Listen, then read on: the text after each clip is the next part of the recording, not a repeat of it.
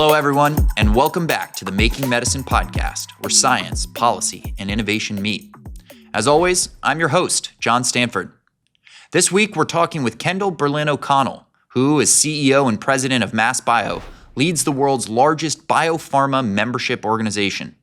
Under her tenure, MassBio has responded to the needs of emerging companies by expanding the Drive Entrepreneurial Accelerator, launched a leadership community for founders and first-time CEOs, and has tailored MassBio's Align Summit to today's complicated landscape.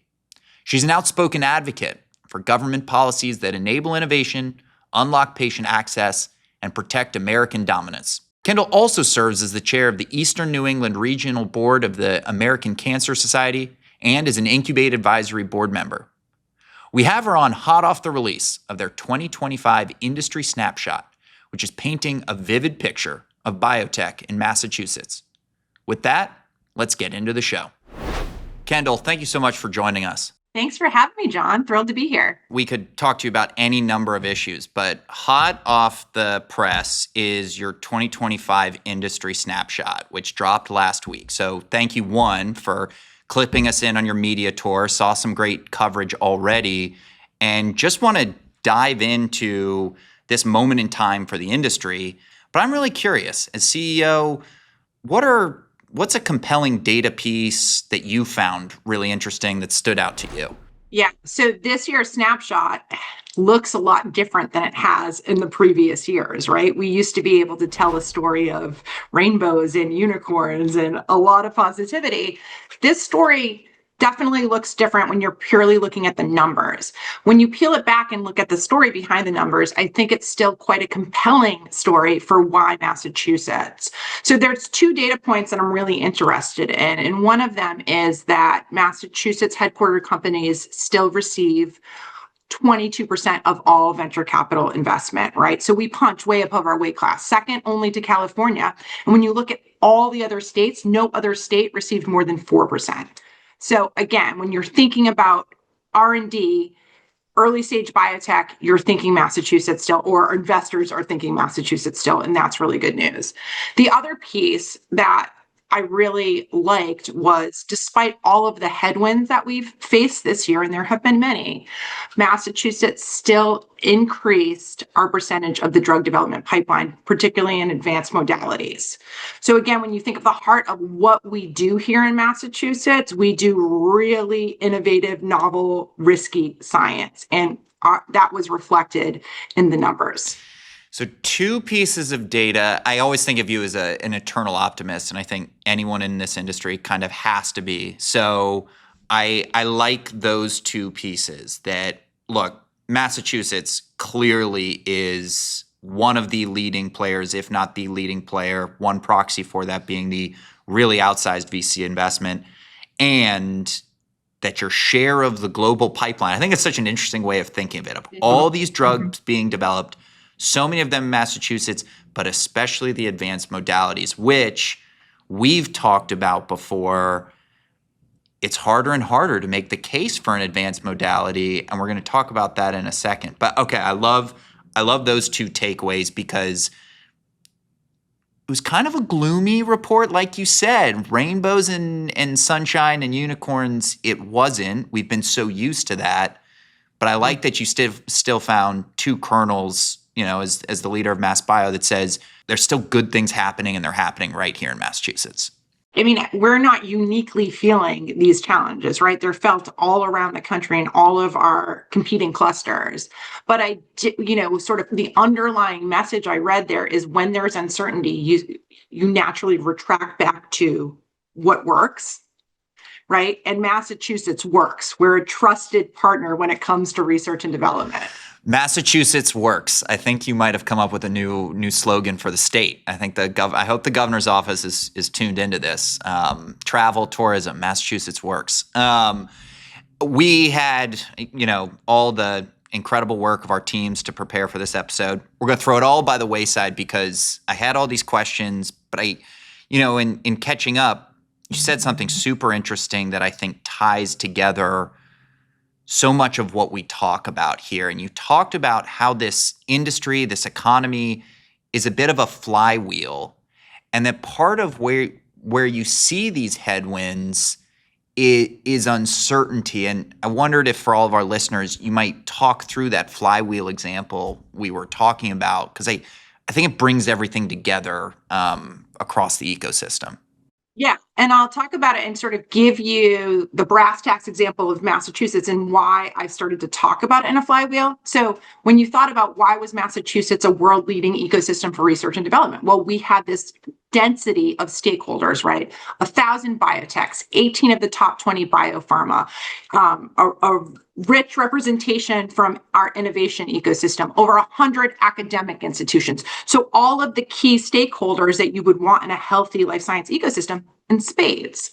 So then when you started to think about, well, what's happening? Why are we having such challenges from the earliest stage of funding, downstream?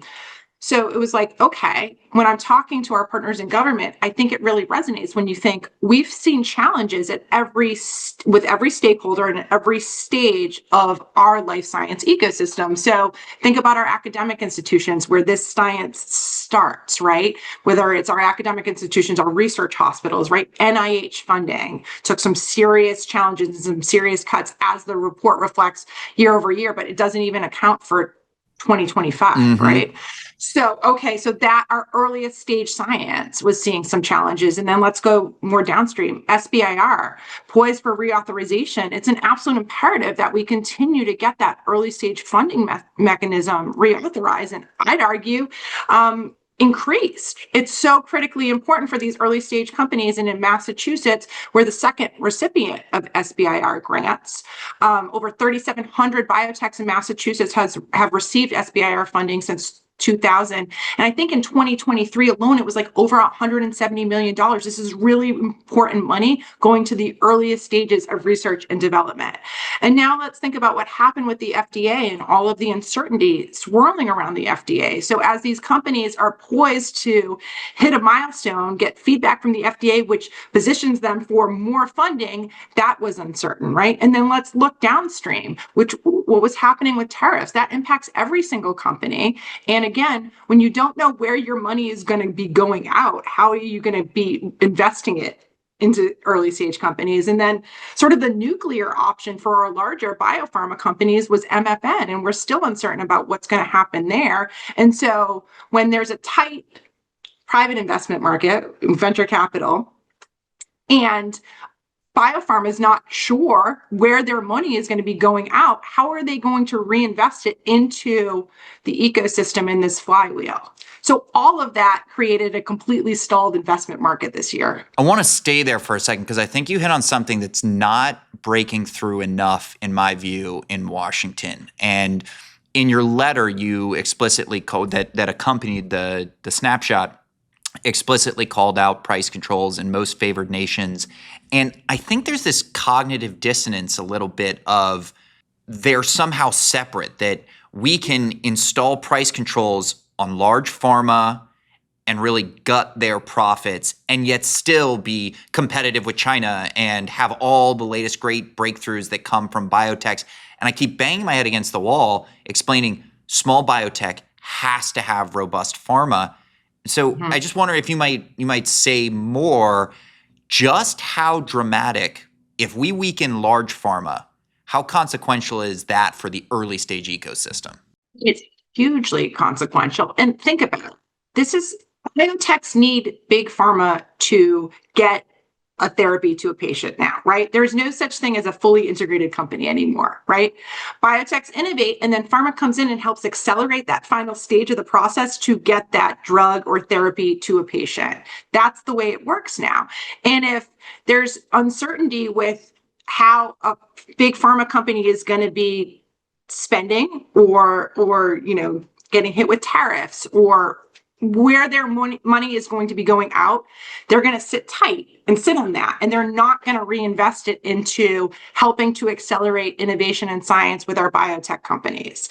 And when we talk about this and we talk about our biotech ecosystem here in Massachusetts, and then we say, and we have 18 of the top 20 biopharma companies here, they came here to partner with biotech companies.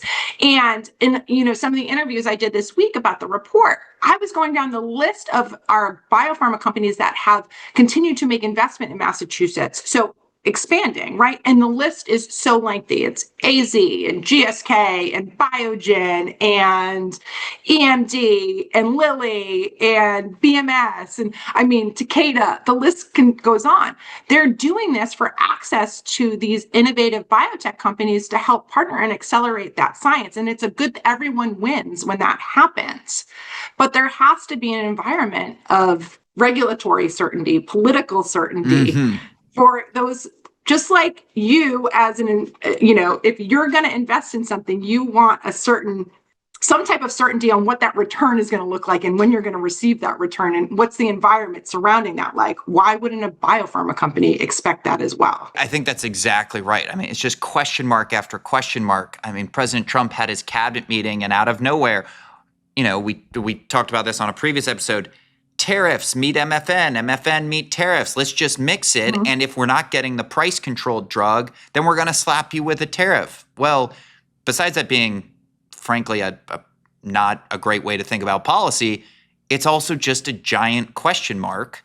And so how can anybody move forward? And, in your flywheel, I think one of the glue elements is capital. So I want to talk about capital for a second because the positive note is Massachusetts continues to just dramatically bring in an outsized share of venture capital. And I think that's outstanding. But the global pool is shrinking and shrinking dramatically. I think we saw, we're several billion invested behind in Massachusetts of where we should be. And then the lowest since 2017, actually, which should be deeply concerning for all of us. I think that's such a great, the lowest level basically in 10 years. And everyone's talking about how great and resilient the economy and the stock market. Well, this is an element where we are seeing the blinking red light. And not only is it down, but I was really intrigued by some of the snapshot data. It's concentrated. The only 10 companies, I think, accounted for something like half of the venture investment. What do you see the consequence of that heavy concentration? And is that making it harder for individual, maybe not the sexiest biotechs that could have a great idea, but they're never going to get the capital to really find out? How is that concentration of a smaller pool impacting Massachusetts? Yeah, well, so in a time of uncertainty, investors are looking for some type of certainty, right? So they're investing later stage with more clinical data, and that's okay, but there still needs to be that early stage investment happening, right? Because that's where new science and research happens. And so I've heard from so many companies, the pre-seed, seed, Series A, Series B market is incredibly challenging, if not impossible right now. And when you think about an ecosystem like Massachusetts, that's our secret power, are those early stage biotech companies. And so it's a chicken and the egg. How do you advance your science if you don't have the funding to do it? And of course it's risky, but we have long bet on those companies and we've been rewarded in incredible breakthrough innovations for patients. Well, you referenced maybe the earliest form of capital, or at least two forms of it in your flywheel, and that's the NIH and that's SBIR. And so maybe staying there for a moment.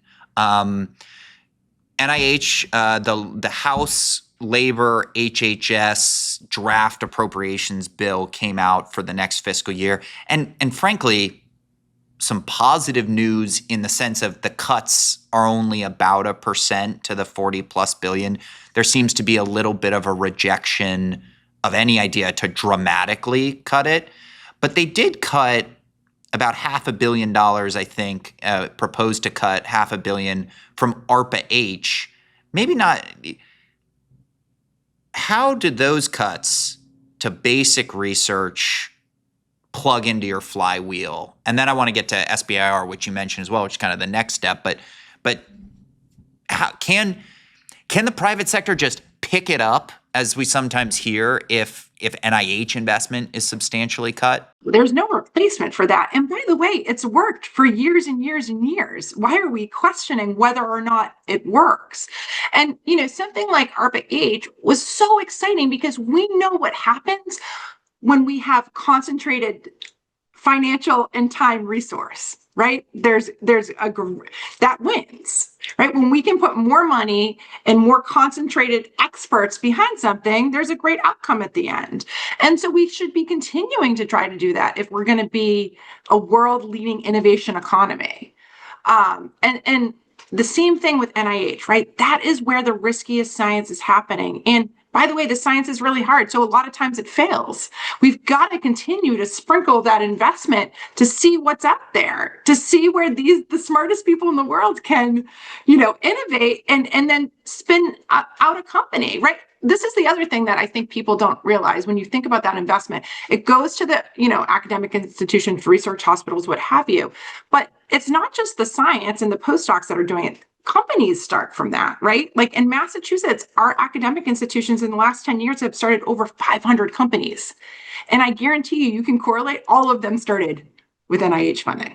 I think that's such a good call out, particularly for, the government shouldn't be getting involved. It is such a perfect seed grounding. And to your point, it works. And so if we zoom out, and we think about, Incubate's all about where policy and the business of biotech are meeting. There are individual prescriptions for policy, no pun intended, but broadly speaking, we have so many threats, so many misconceptions, so many things out of this administration that we're wrapping our heads around.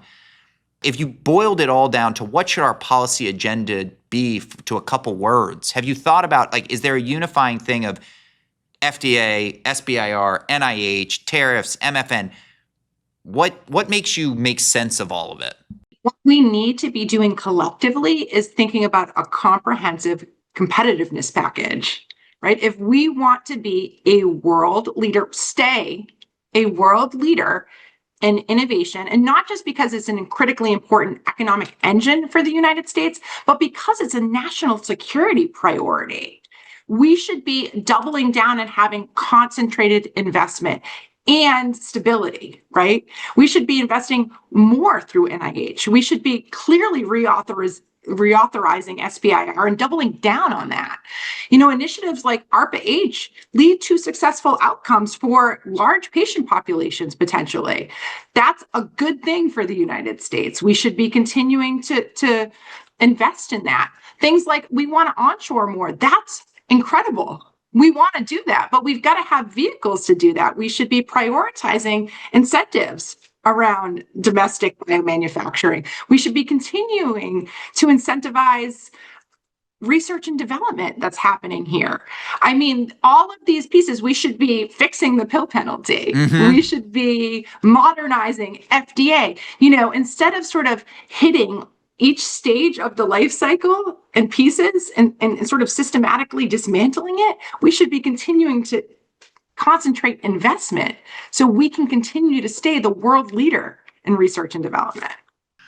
I love that, and I will fairly attribute it to you when I absolutely steal it on Capitol Hill, a comprehensive competitiveness package. And I think that moment is palatable for the politics of today. We're not asking for handouts. We're not asking for things.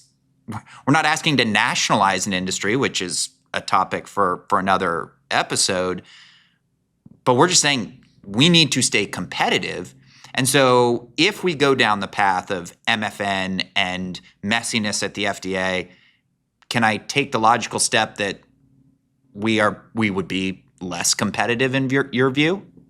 You can see what's happened just in the last 7 or 8 months, right? And think about the traction that China has had in this short period of time. And we know other competing global clusters have taken advantage of these vulnerable moments for us, whether they're recruiting our postdocs or our scientists, or just accelerating some of that innovation in times where we've had uncertainty and not making those investments at the clip which we've been doing them over the last few years.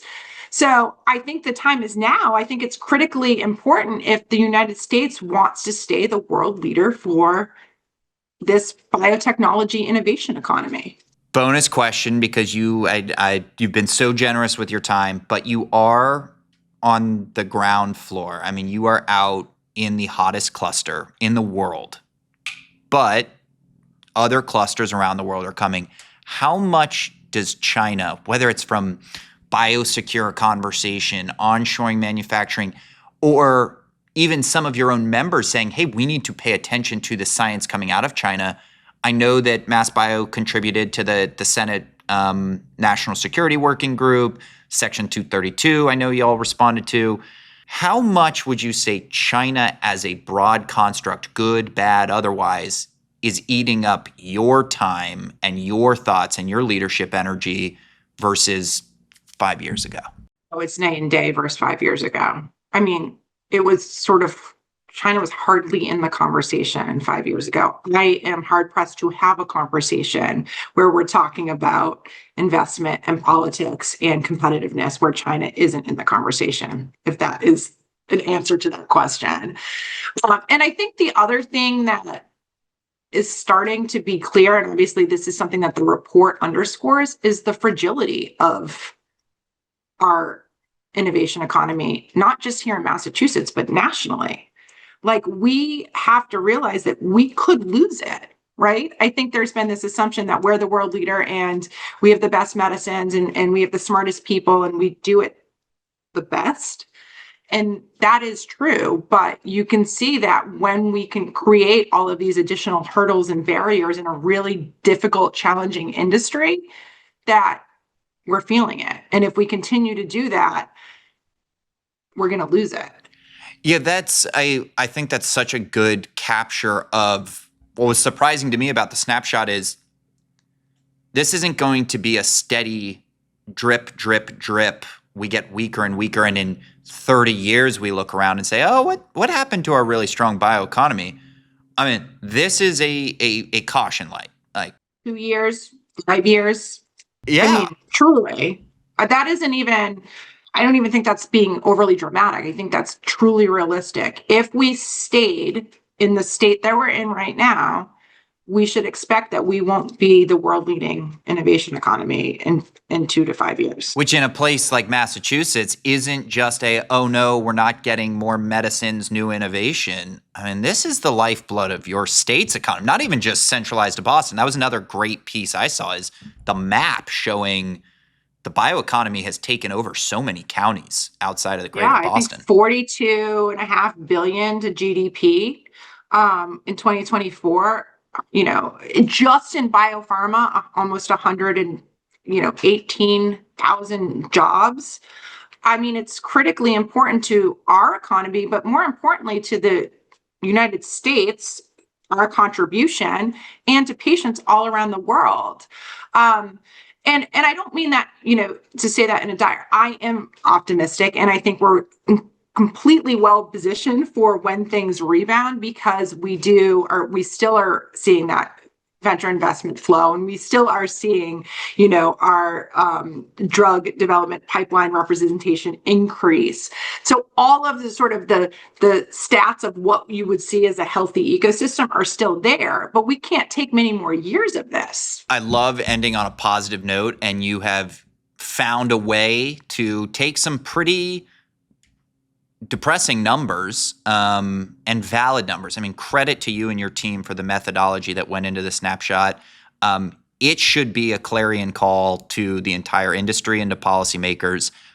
We're on the right track, but following Kendalle and MassBio's competitiveness, I've got to get it right, comprehensive competitiveness package, we can get back on the right ship and continue to be the leader globally. So I'm so grateful that you came on. I know how busy you've been with the release of this, and you have a big event this week. And so we are so grateful, Kendalle, that you joined us today.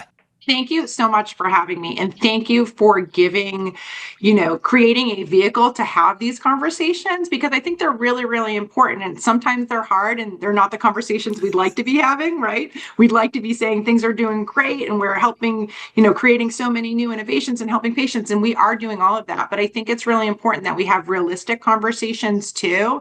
And I think that's the approach we try to take with the report, right? Cause and effect. We're leading the story with the data, and then we're going to talk around that and how we can continue to improve. So thank you for giving me the opportunity to have that conversation. We'll have you back for the 2026 snapshot, where we can see how you turned a lot of these numbers around. Thanks, I Kendall. like that. It's a perfect ending. Thanks, John. That's all for this week's episode of the Making Medicine podcast. A special thanks to Kendall and MassBio for joining us today. Have a thought or a question about today's topics or something Kendall said? Drop a comment and we'll feature it in next week's episode. Don't forget to subscribe on YouTube and follow us on LinkedIn, X, and Instagram using the links in the description. Thanks for listening, and as always, keep innovating.